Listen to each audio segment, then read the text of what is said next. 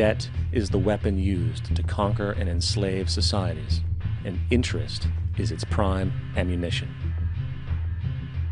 And as the majority walks around oblivious to this reality, the banks, in collusion with governments and corporations, continue to perfect and expand their tactics of economic warfare, spawning new bases, such as the World Bank and International Monetary Fund, while also inventing a new type of soldier, the birth of the economic hitman.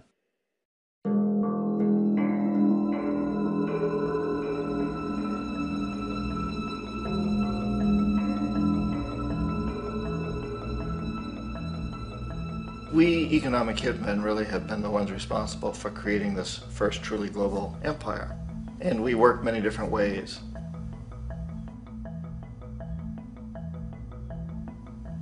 But perhaps the most common is that we will identify a country that has resources our corporations covet, like oil, and then arrange a huge loan to that country from the World Bank or one of its sister organizations.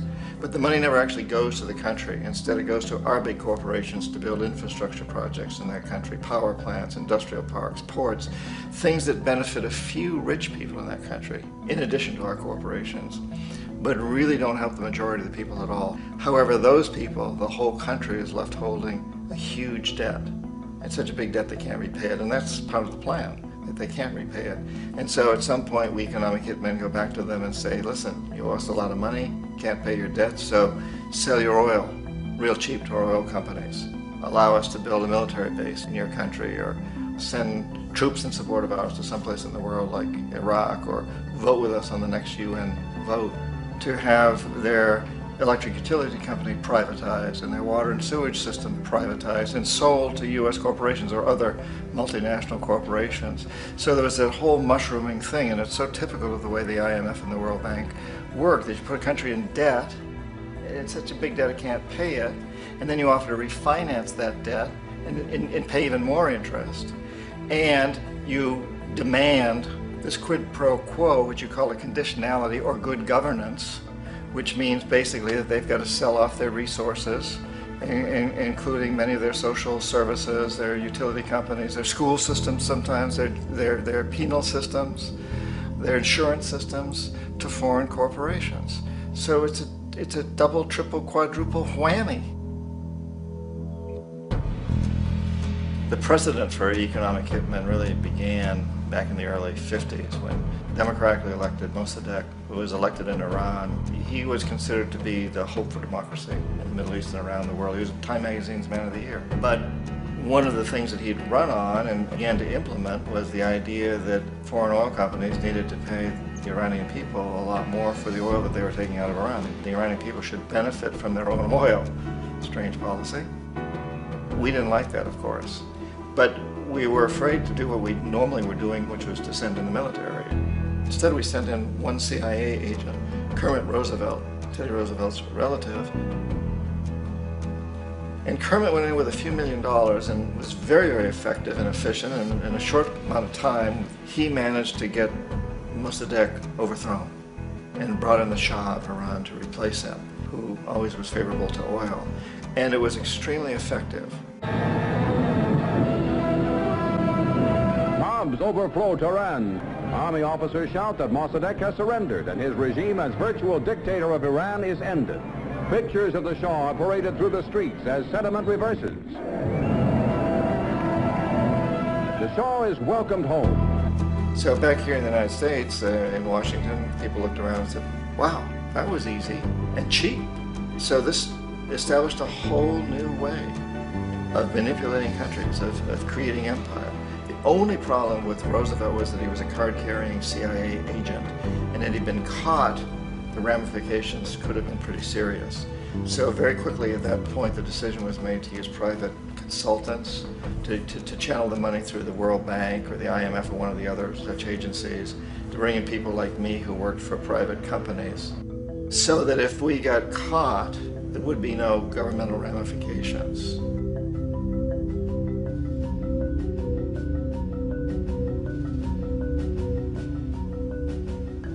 When Arbenz became president of Guatemala, the country was very much under the thumbs of United Fruit Company, the big international corporations. And Arbenz ran on this ticket that says, you know, we want to get the land back to the people. And once he took power, he was implementing policies that would do exactly that, give the land rights back to the people. United Fruit didn't like that very much. And so they hired a public relations firm, launched a huge campaign in the United States to convince the United States people, the citizens of the United States, and the press of the United States, and the Congress of the United States, that Arbenz was a Soviet puppet, and that if we allowed him to stay in power, the Soviets would have a foothold in this hemisphere. And that, at that point in time, was a huge fear on everybody's mind, the Red Terror, the Communist terror.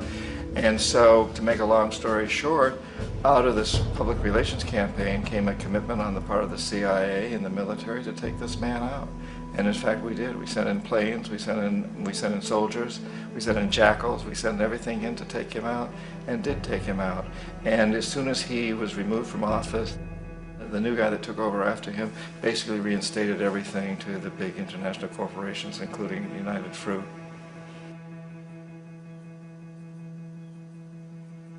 Ecuador for many, many years had been ruled by pro-US dictators, often relatively brutal. Then it was decided that they were going to have a truly democratic election. Jaime Roldos ran for office, and his main goal, he said, as president would be to make sure that Ecuador's resources were used to help the people. And he won, overwhelming, by more votes than anybody had ever won anything in Ecuador. And he began to implement these policies to make sure that the profits from oil went to help the people. Well, we didn't like that in the United States. I was sent down as one of several economic hitmen to change Roldos, to corrupt him, to bring him around, to let him know, you know, okay, you know, you can get very rich, you and your family, if you play our game, but if you continue to try to keep these policies you've promised, you're going to go. He wouldn't listen. He was assassinated. As soon as the plane crashed, the whole area was cordoned off. The only people allowed in were U.S. military from a nearby base and some of the Ecuadorian military. When an investigation was launched, two of the key witnesses died in car accidents before they had a chance to testify. A lot of very, very strange things that went on around the assassination of Jaime Roldos. I, like most people who've really looked at this case, have absolutely no doubt that it was an assassination. And of course, in my position as an economic hitman, I was always expecting something to happen to Jaime, whether it be a coup or assassination, I wasn't sure, but that he would be taken down because he was not being corrupted. He would not allow himself to be corrupted the way we wanted to corrupt him.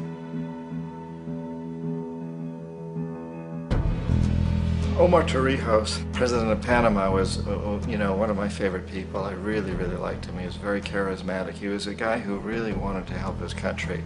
And when I tried to bribe him or corrupt him, he said, look, John, he called me Juanito. He said, look, Juanito, I don't need the money. What I really need is for my country to be treated fairly. I need for the United States to repay the debts that you owe my people for all the destruction you've done here. I need to be in a position where I can help other Latin American countries win their independence and be free of this terrible presence from the north that you people are exploiting us so badly. I need to have the Panama Canal back in the hands of the Panamanian people. That's what I want. And so, leave me alone. Don't try to bribe me. It was 1981, and in May, Jaime Roldos was assassinated. And Omar was very aware of this. Torrijos got his family together and he said, I'm probably next, but it's okay because I've done what I came here to do. I've renegotiated the canal. The canal will now be in our hands. He just finished negotiating the treaty with Jimmy Carter. In June of that same year, just a couple of months later, he also went down in an airplane crash, which there's no question was executed by CIA-sponsored jackals.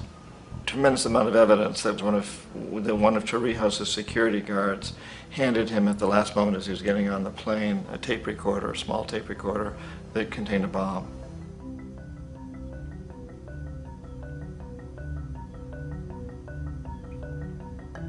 It is interesting to me how this system has continued pretty much the same way for years and years and years, except the economic hitmen have got better and better and better. Then we come up with, very recently, what happened in Venezuela. In 1998, Hugo Chavez gets elected president, following a long line of presidents who had been very corrupt and basically destroyed the economy of the country. And Chavez was elected amidst all that. Chavez stood up to the United States, and he's done it primarily demanding that Venezuelan oil be used to help the Venezuelan people. Well, we didn't like that in the United States. So in 2002, a coup was staged, which there's no question in my mind, and most other people's minds, that the CIA was behind that coup.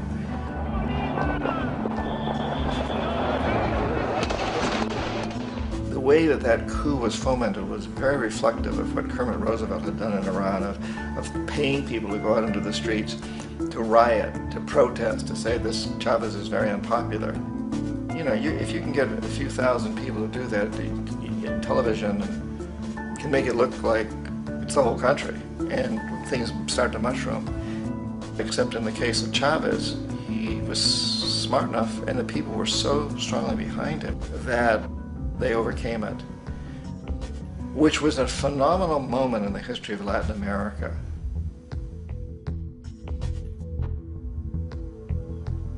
Iraq actually is a perfect example of the way the whole system works. So we economic hitmen are the first line of defense. We go in and we try to corrupt governments and get them to accept these huge loans, which we then use as leverage to basically own them.